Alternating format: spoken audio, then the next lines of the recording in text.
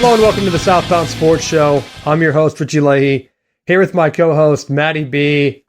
Football is back. Not a lot of real good games going on. I did notice that they had like the whole, Notre Dame's in Ireland type thing.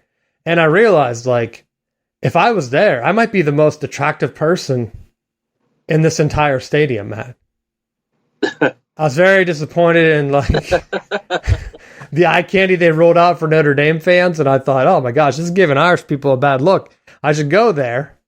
And I would be like, if you don't have the live show, you have to take my word for it. But if you want to sign up, you can go to southboundsports.com and go to the Patreon to check out the videos. But I was very disappointed in like the NBC production and stuff, because it was like they're only finding like old people. And I thought maybe that's the only people that go to make this trip to watch the game. It didn't look like there were any locals there. Just all old Notre Dame fans. I thought, what's the difference between Indiana and here? Right? It's like, and of course it was Navy. So Navy's been giving them like trouble sometimes, but lately I think Notre Dame's just been killing them. Maybe I'm wrong. I can't remember what last year's game was, but they showed the one highlight like, oh, last time they were here, they beat them 50-10. Today it was 42-3. I thought, well, yeah, well, no wonder no Irish people are showing up. You only have people from Indiana there. Very disappointed with that being the only big-time game. I mean, actually, I am corrected. Florida State's rival, Jacksonville State, got a win today over UTEP. So I know you're probably keeping your eye on that. For those that don't know, Florida State is 2-2 all-time against Jacksonville State.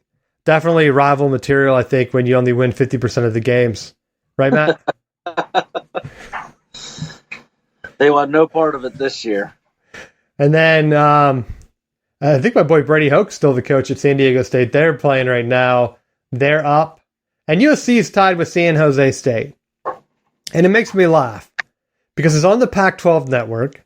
How do you get the Pac-12 network? I don't know.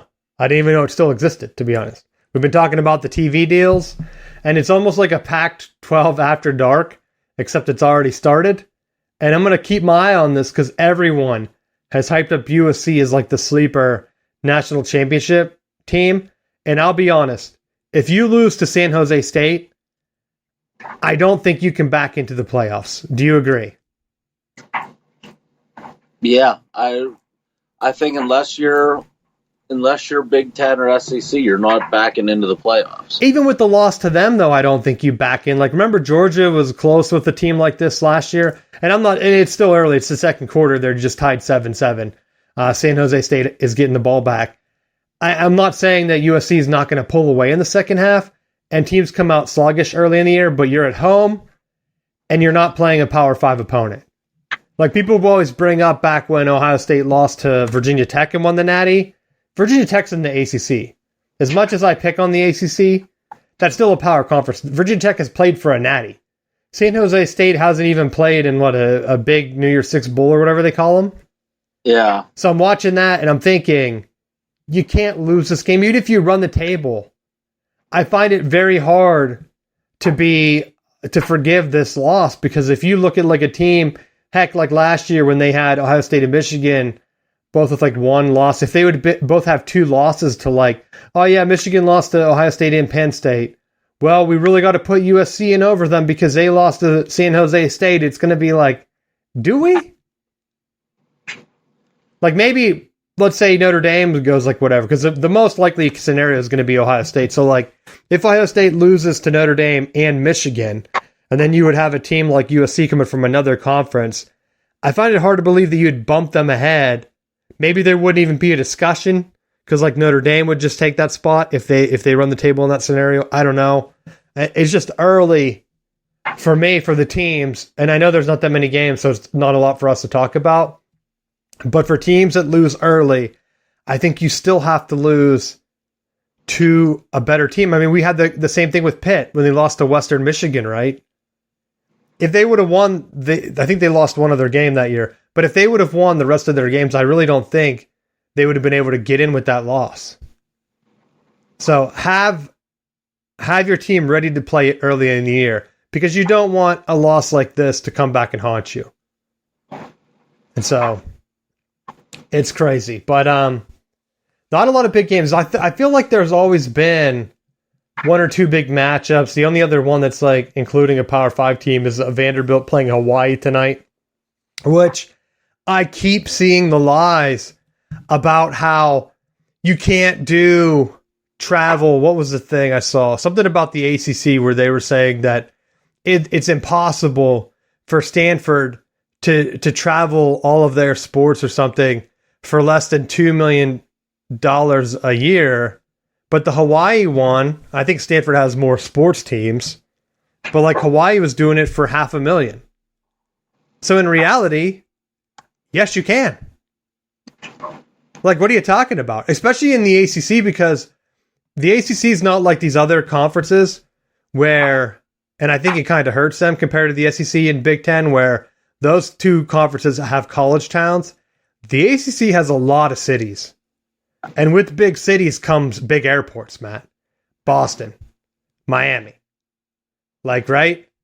Yeah. Even like Tallahassee, state capital, Raleigh. Clemson's kind of off. That's probably one. Pittsburgh. Like, even you go to West Virginia, people go to Pittsburgh. So, like, you're joining the city conference.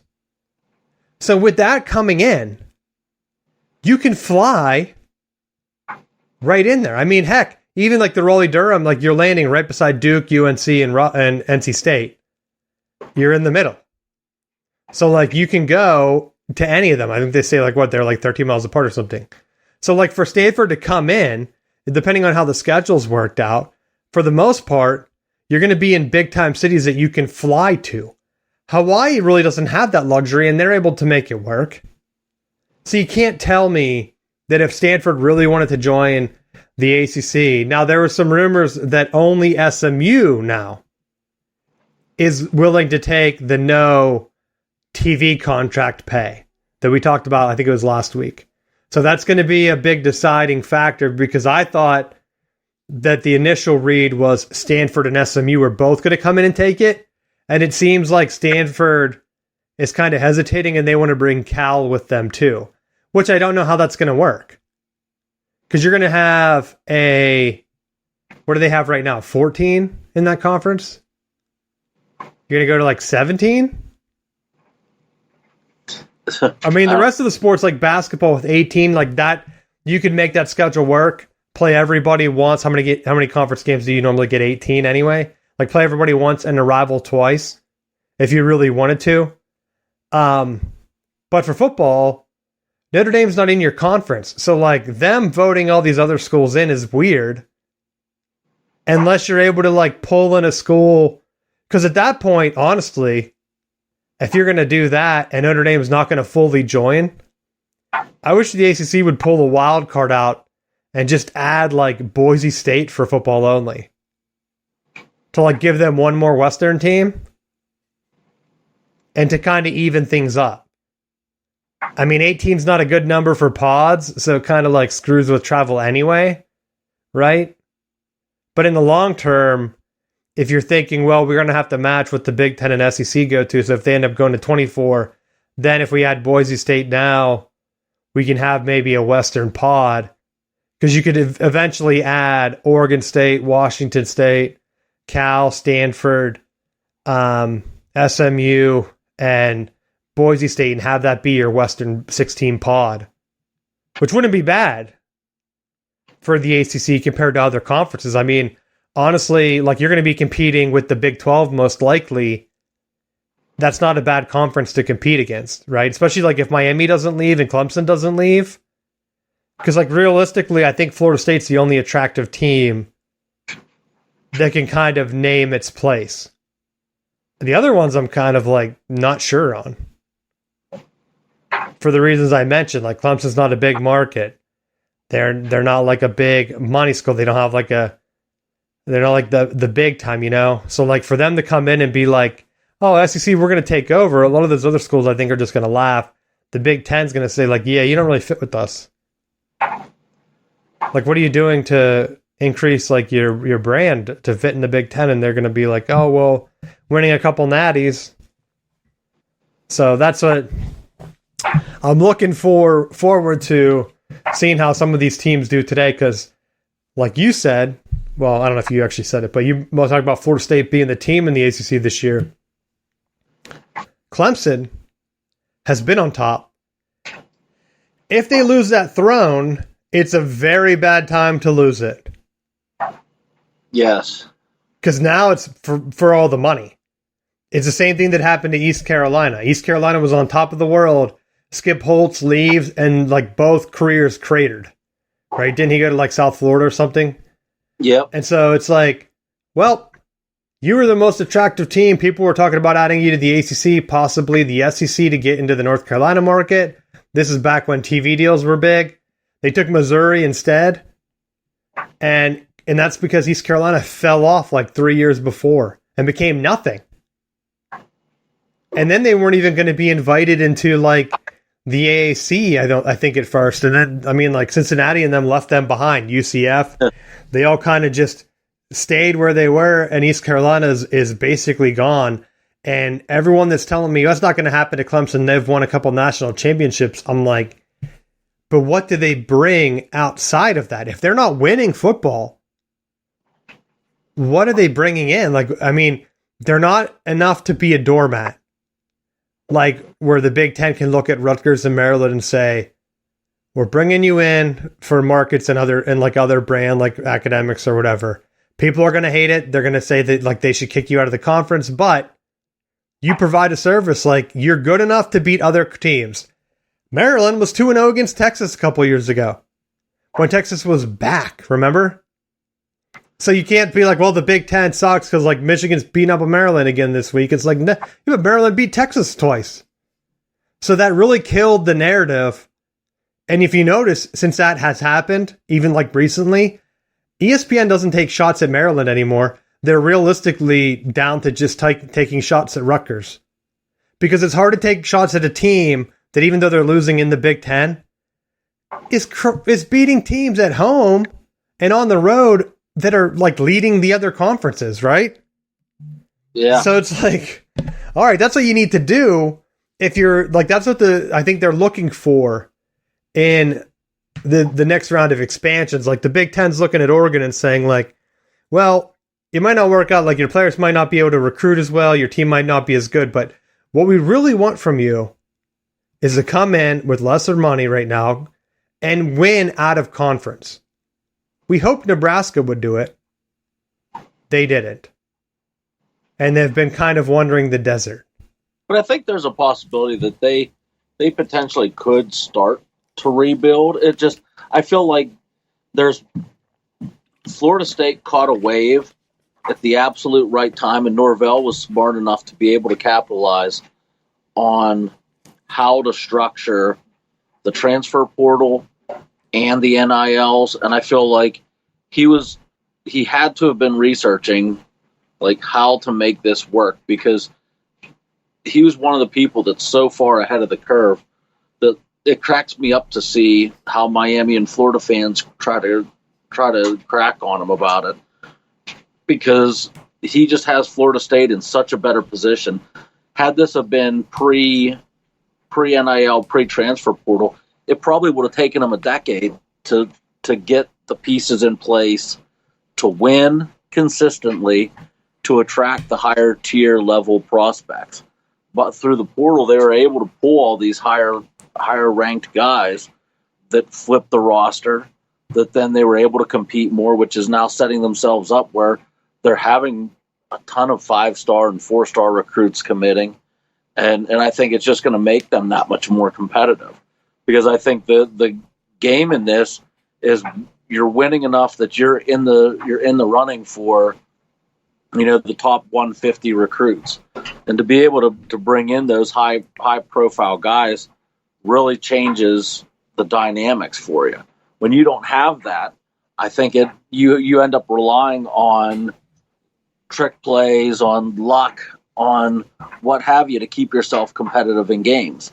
And I just think you got to give Norvell credit for being on top of it, because where he's taken advantage of it, I feel like Dabo was one of the coaches that was on the other side of it, where now it's leveling the playing field, and instead of taking advantage of it, he kind of has just complained about it and now is being left behind.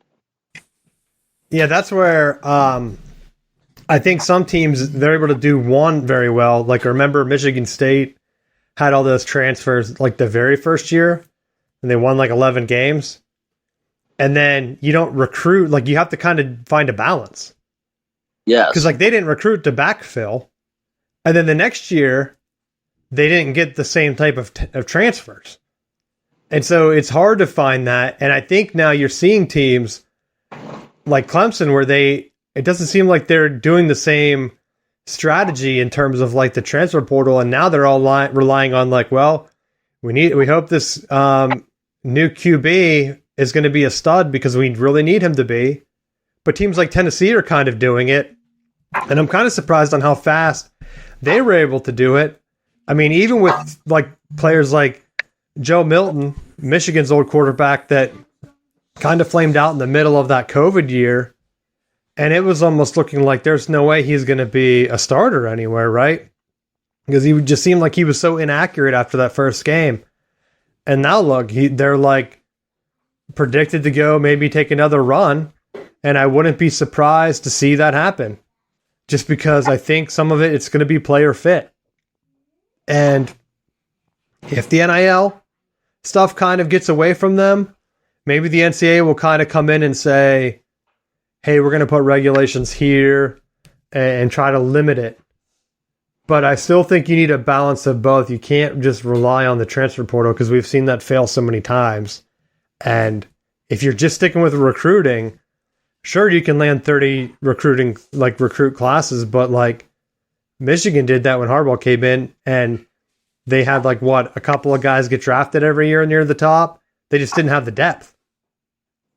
So you need to get guys either through the transfer portal for that depth, which it seems like the balance that Michigan's found, taking starters that are graduate school players that are older and bringing them in. It's kind of like the NFL bringing in like a bunch of veterans, right, to a young team. And I think that's a good way to kind of approach the portal.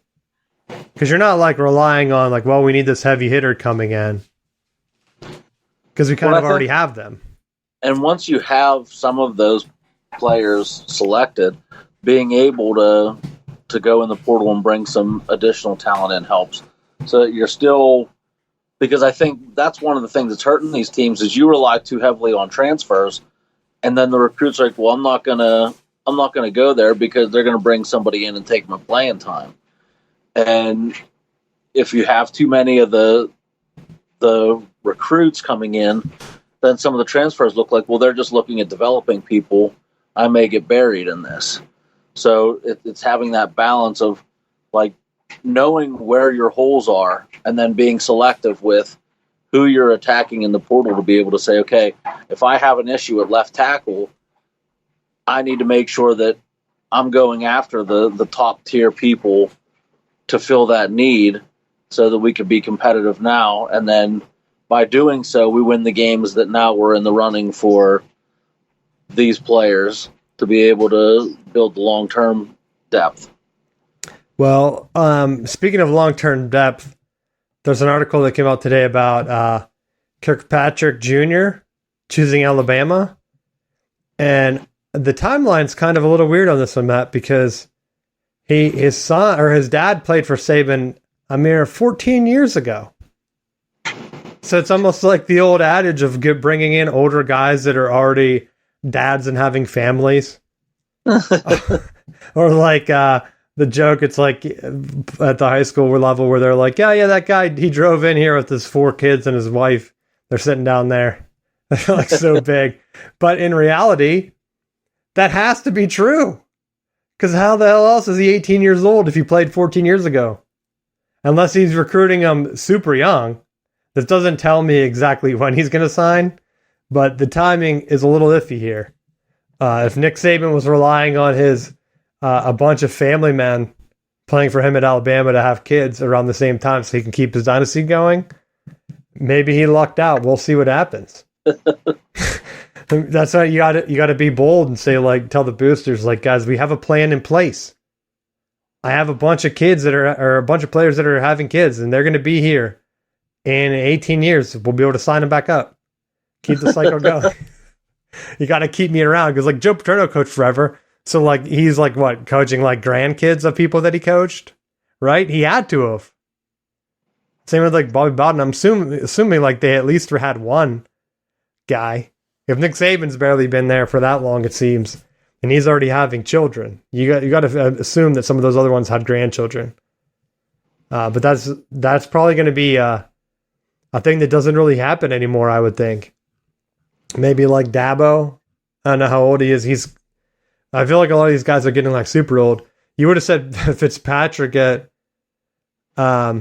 Northwestern, or Pat Fitzgerald, I mean, but he's gone, right?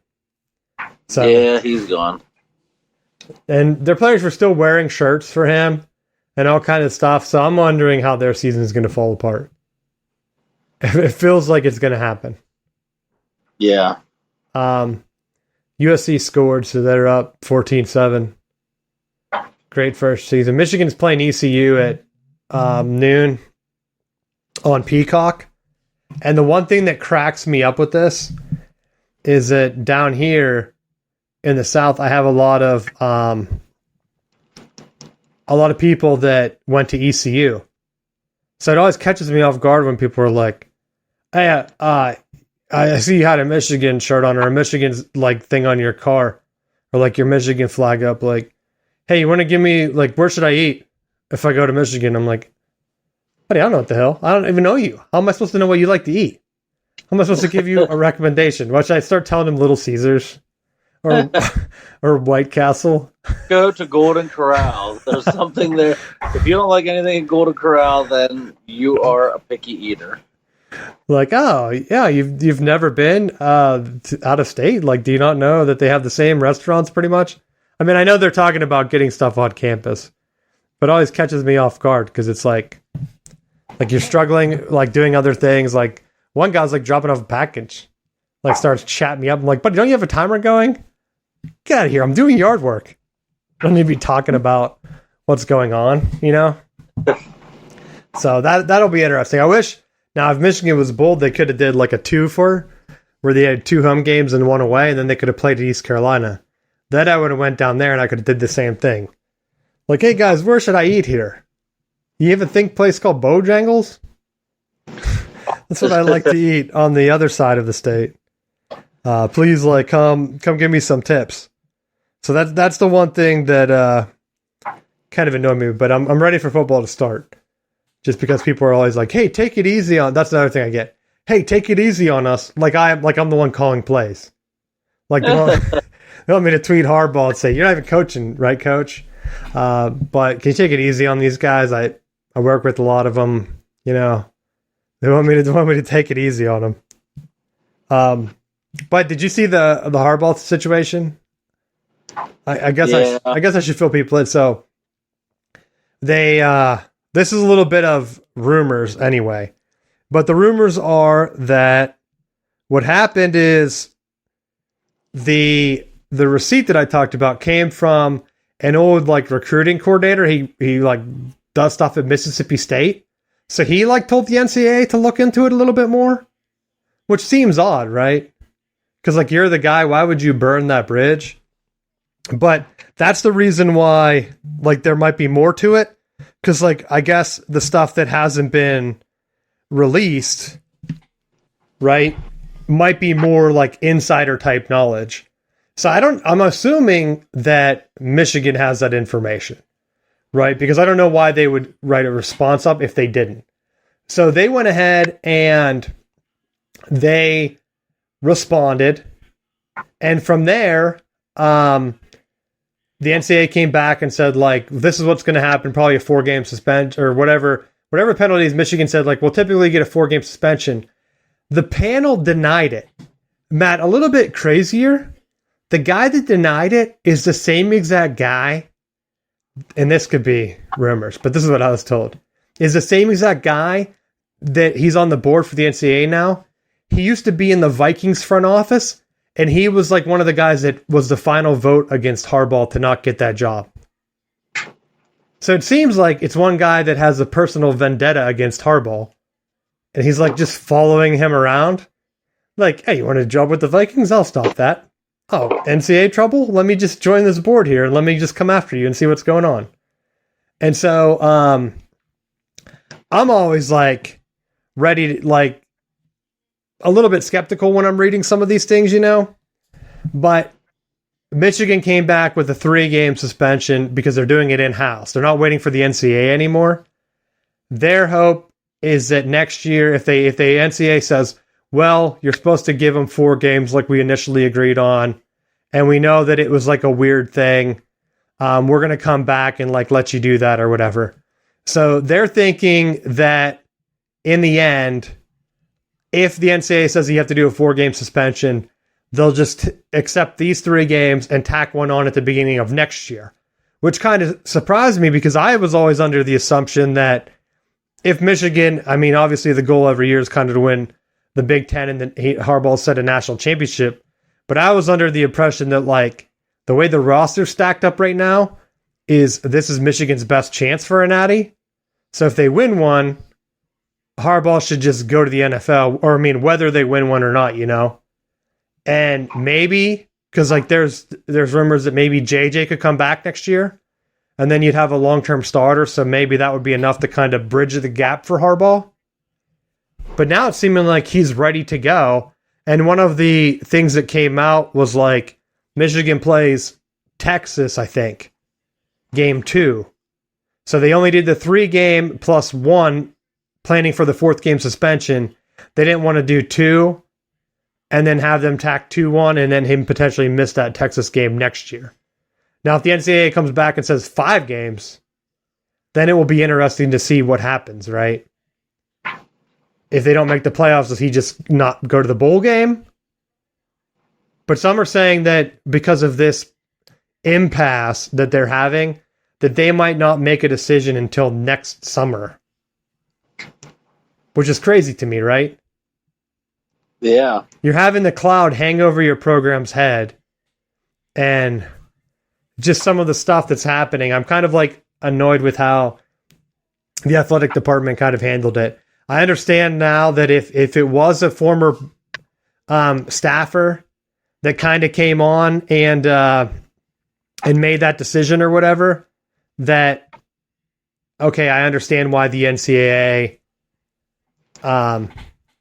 came through and like how they're really hounding them and how Michigan can't just be like, oh, we gave you the receipt, we're writing it off, you know? If he gave them more information, it's going to be a little bit harder for them to ignore the warning or whatever. But we'll see what happens.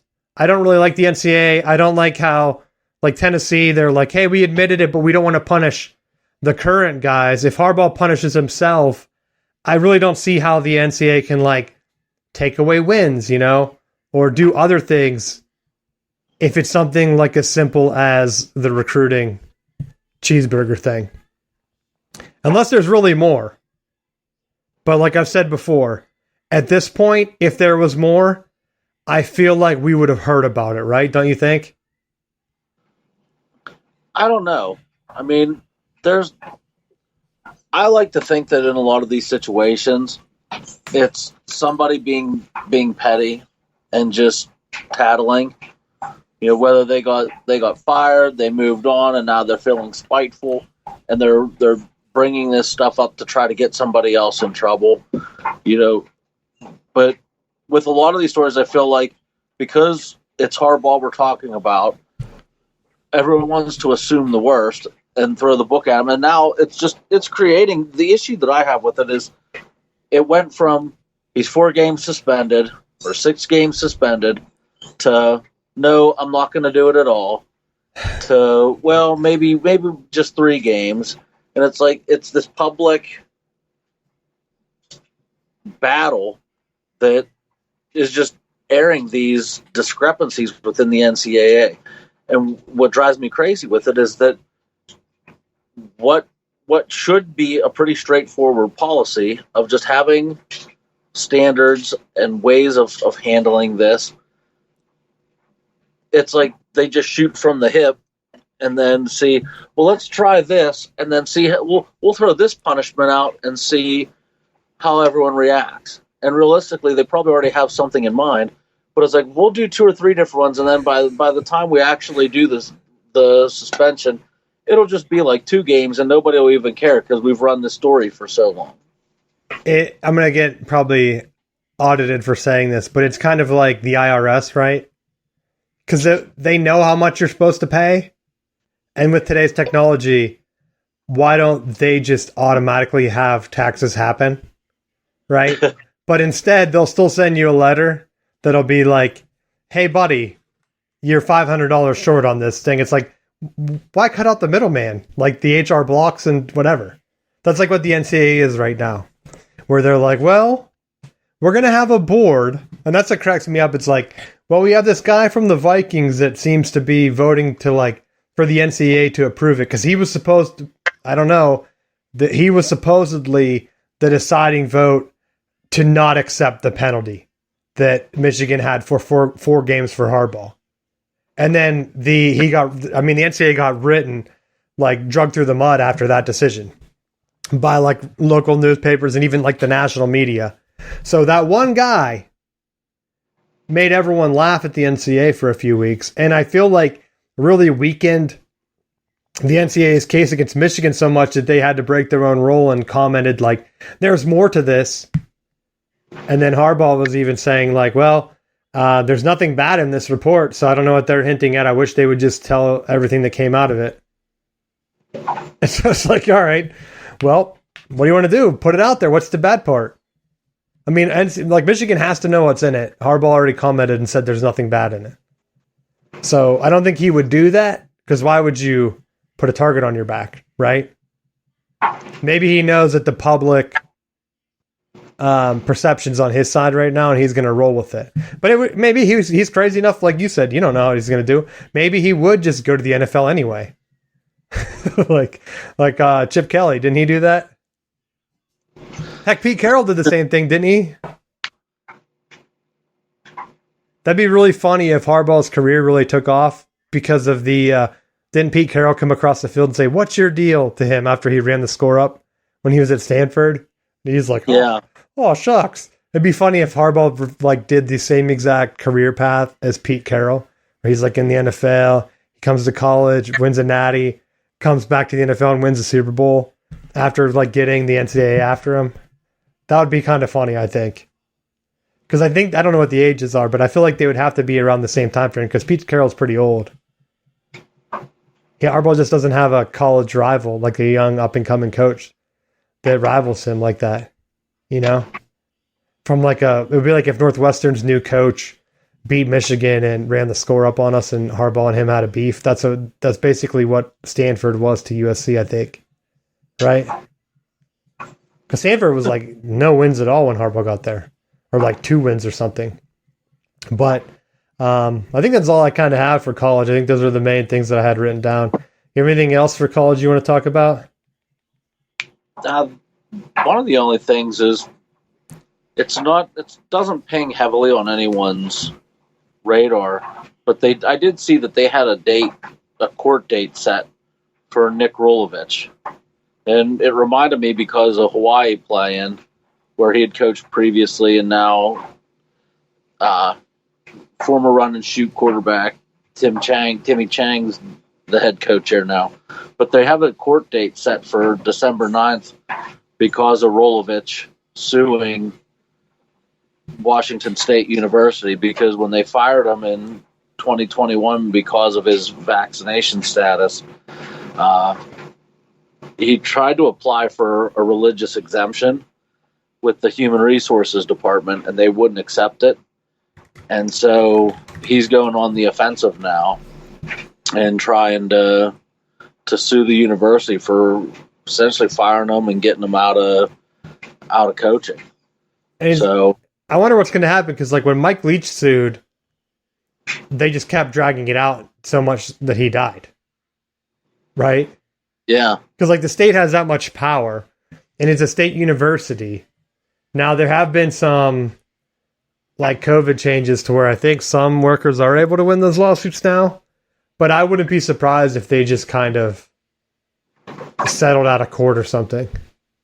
And we never hear about him coaching again, right? He's not coaching anywhere now, is he?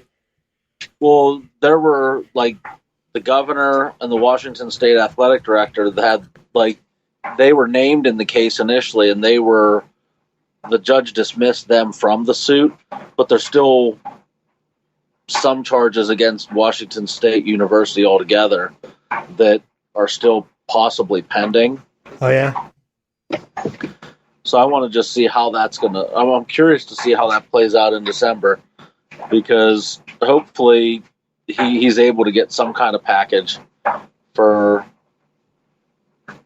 losing his job over his vaccination status. Yeah, I keep hearing like more and more stuff, like some of those restrictions might come back. And it kind of like worries me, like what would happen in terms of sports if they do something like that.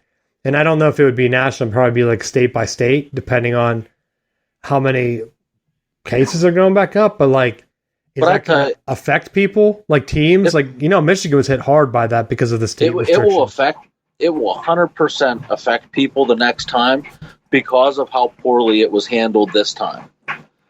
And when you look at how fast they shut stuff down, and the evidence that came out after the fact about people being sick and having other medical conditions as a result of getting the vaccines and boosters, I think there would be a major revolt. I would be surprised to see people willing to go back into this masking and distancing and everything else. I think the people that found that paranoia comforting are probably still masking and distancing and doing all of that stuff.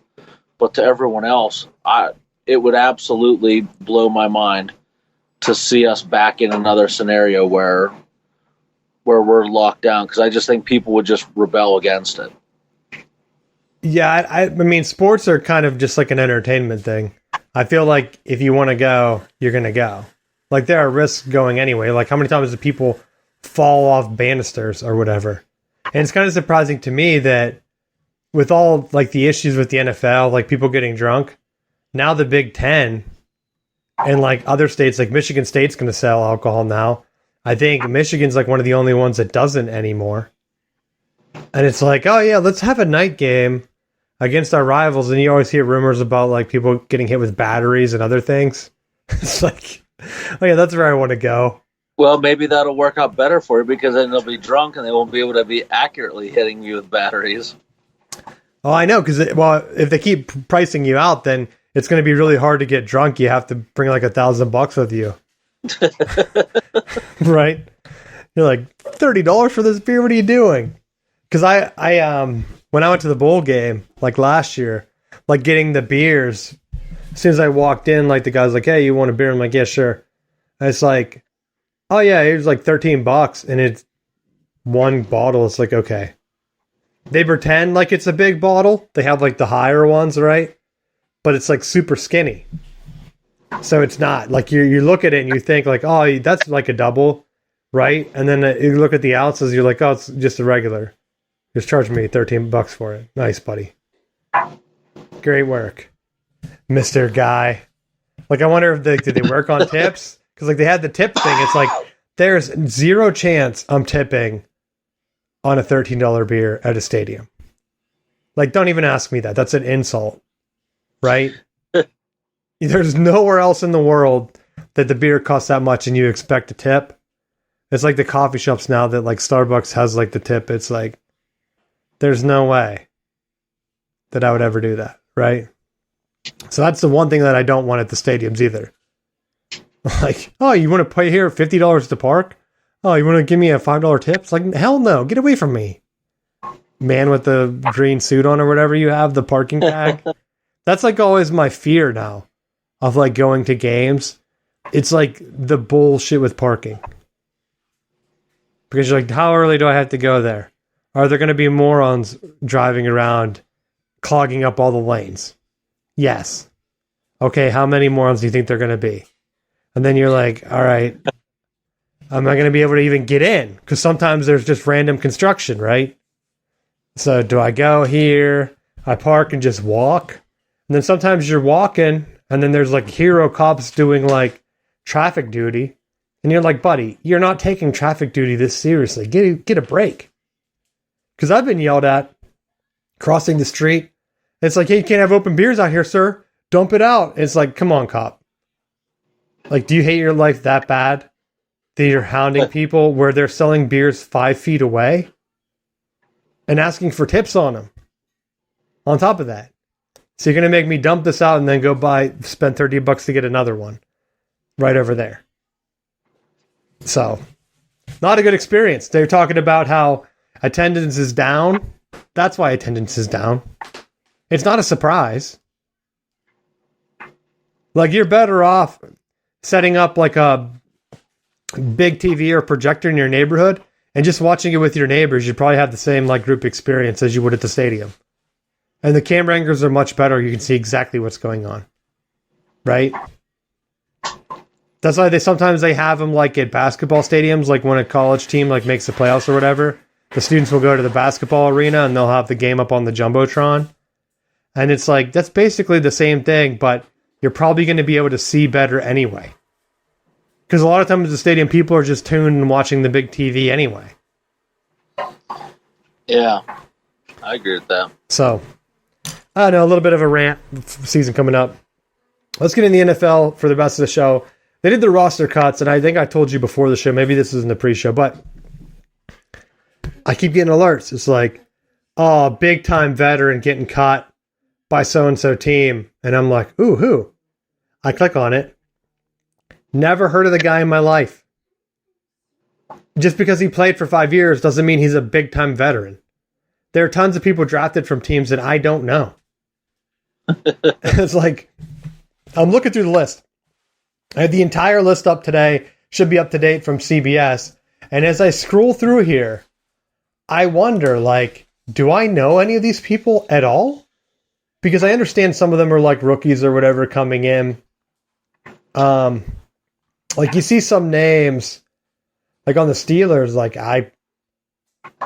not a lot of these like would really matter, if anything. Like Philadelphia cut Ian Book, like he was the old Notre Dame quarterback, right? Did I really think he was going to be on the same level as Hurts?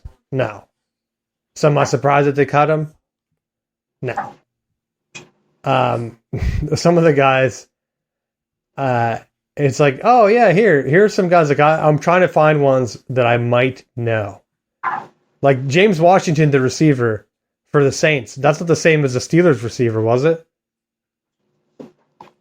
Probably just another guy with the same name. I might be the same one. Let's take a look. Because like that would be one where it's like, all right, that might be an interesting one that you would cut. But because he was played for a while. Let's see what happens. No, he's with the Colts right now, it says. Oh, no, he was cut by the Saints. But then he was immediately signed by the Colts. So it's more just like a move. So it is the same one. I thought that might be. Which is weird because like they're updating this saying that he's cut. And then his own Wikipedia page is already updating that it's the Colts. I bet it was him that made that update. He's sitting at home. He's like, oh yeah, I'll teach you guys a lesson. I'll update that. Here's a source. James Blackman. Remember him? He's cut from the Dolphins. DJ Turner. I feel like that name's similar, but it's a wide receiver. I think that was Michigan's own cornerback. So, and he'd be like a rookie, but I don't think it's him that got cut. Yeah, I mean, I don't really see any big time names in terms of cuts. But we're at the point now where the funniest thing that I've seen, because this is probably boring podcasting at this point, but remember the 49ers traded up for Michigan's kicker, right? He had an awful like beginning of preseason. Now he's hurt. And so their backup kicker, the 49ers, is also hurt. And now they might have to keep 3 kickers on the roster to start the year. Which is just hilarious, right?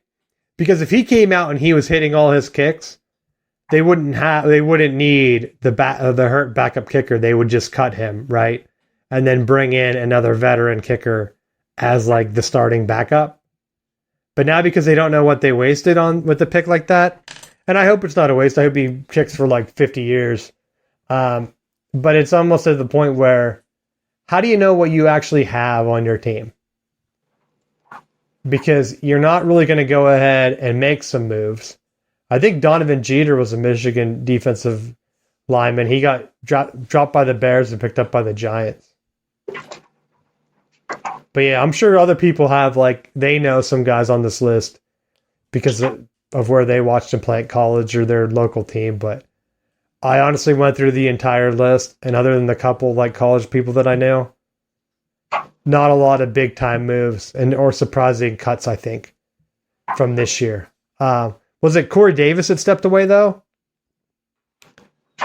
It might have been. He was like the wide receiver. I think he was with the Titans for a while. They said he might have been with the Jets or whatever, but he stepped away and he didn't even give a reason.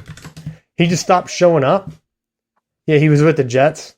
But like, how would you feel if you're signing with the Jets and then Aaron Rodgers brings a bunch of his buddies around and guess what? You're not one of his buddies. So like, he's just like, you know what? I'm just not going to show up and see what happens. And then they're like, oh, yeah, what are you doing? He's like, well, I'm just probably going to retire. And so he just randomly retired. And I thought that was the most funniest thing I've seen. Because like that, wouldn't that be like a weird move? I mean, it's almost like you're at a job, your boss quits, and then like a new boss comes and he brings a bunch of his like brothers in or something. And they're like, oh yeah, you're still here? Who are you again? And it's like 3 weeks in. And you're like, well, I'm close enough to retirement. I'm just going to retire, guys. Let's just end it. This is awkward for all of us.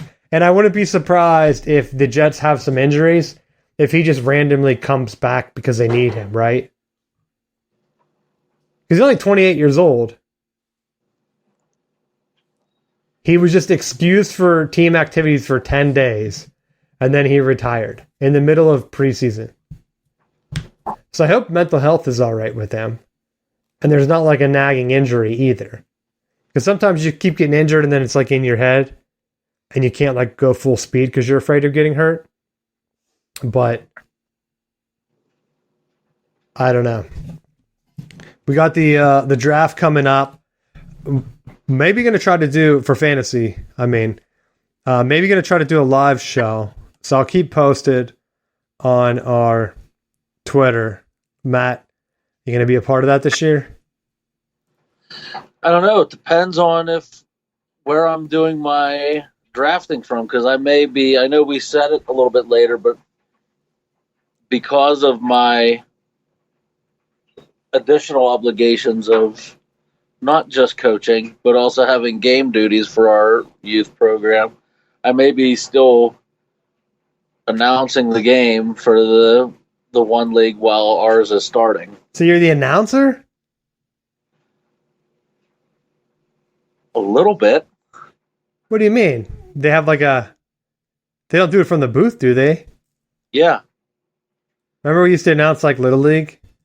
Yes, that's exactly what it's like. That's literally what it's like. Do they still have Doritos and cheese there for you? If you want it, probably. But I'm trying to be on the health train, so I just bypass the concession stand. I've seen announcers. What else are you going to do but eat up there? I'm going to hydrate. I'm going to bring my water. So that's a nice little thing you're adding. Man, you're really filling out the resume doing all kinds of random stuff this year. Well, that's because I didn't realize that when you sign up to coach, I kind of thought that was your duty. You must really want to get out of the house, bro. Well, the greatest part was my wife was like, so do you have to announce the game? I was like, yeah. She goes, do I have any responsibilities? I was like, no. She's, well, that's all I care about then. Because they want each family's assigned some other game duty. So like, there's parents that help during the like our game, And then when we finish our game, then we help with the minors game. You should have And told her minor it was a parents requirement. help with the majors. It was a requirement for her to be a groupie for the announcer. And bringing you stuff. That's what you need. You need someone up there giving you snacks, making sure you're pronouncing the kids' names right. Because now you also have to learn a bunch of names, dude. Well, see, and that's actually helping because then there are kids in the pipeline that will be coming to me anyway. Make sure you don't drop a swear by accident, because that could happen. So you're announcing, you're coaching, and then you're also with the high school too, which you guys won on Friday. Yes. Big win. So how many hours of practice are you with a day? 3? 4? About that.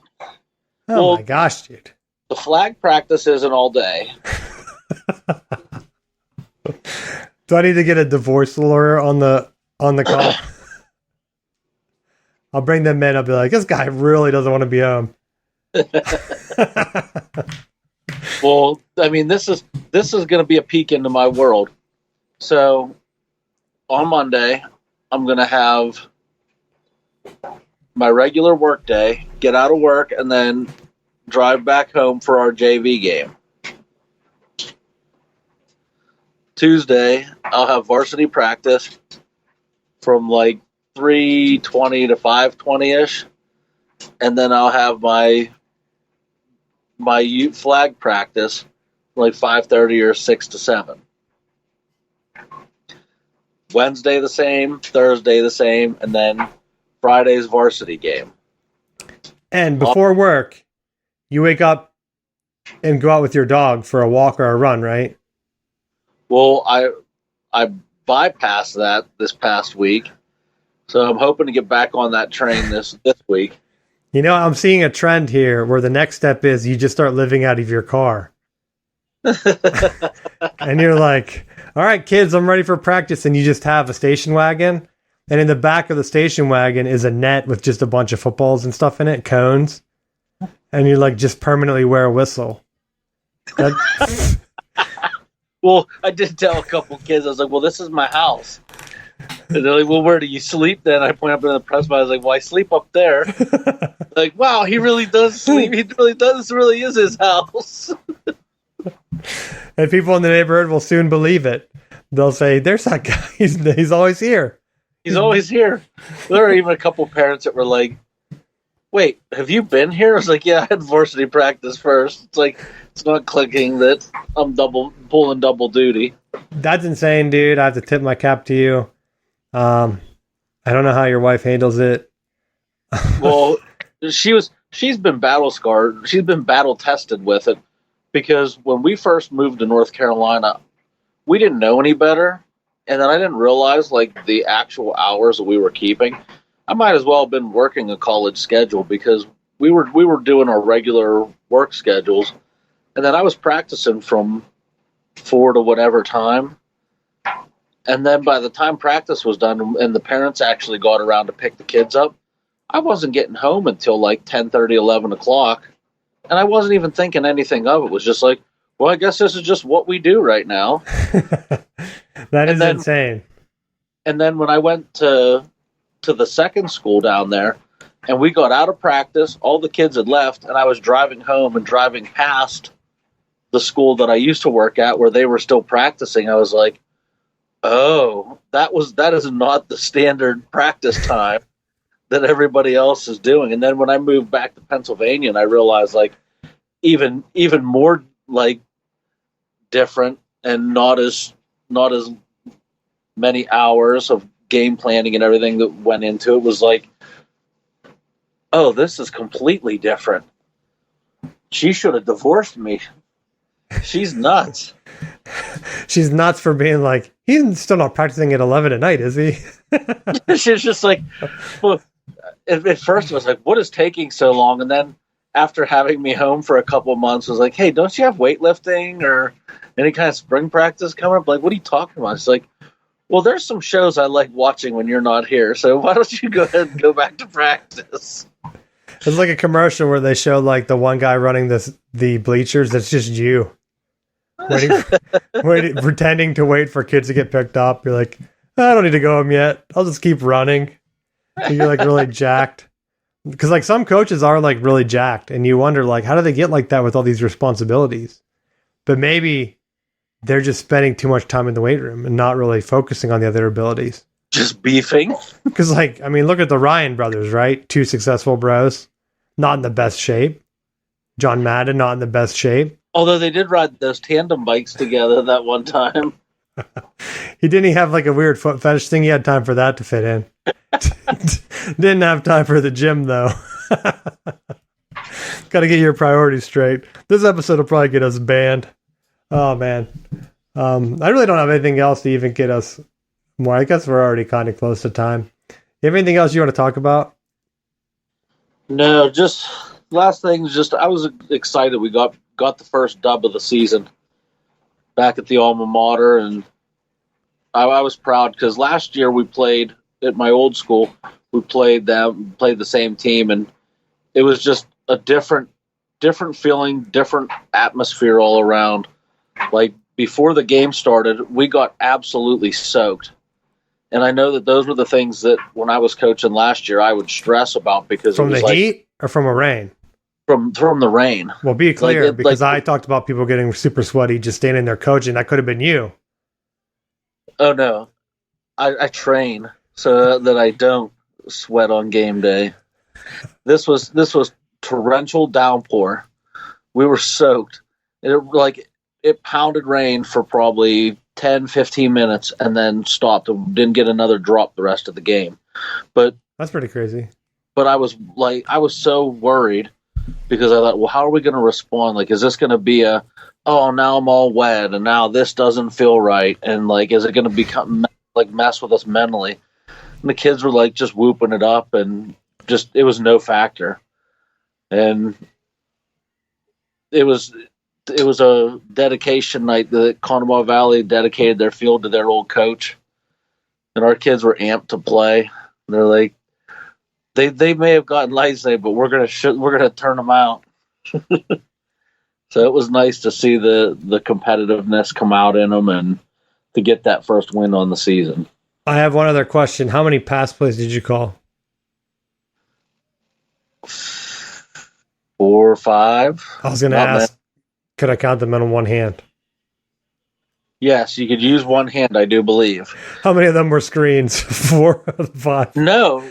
Every pass that there was a screen that I really wanted to call, but I was worried because we didn't really execute it well through the week.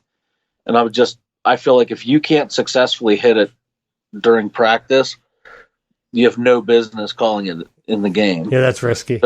So I kept it in the bag, just thinking we'll save it unless it's an absolute desperation that we can call timeout and make sure everyone is on the same page.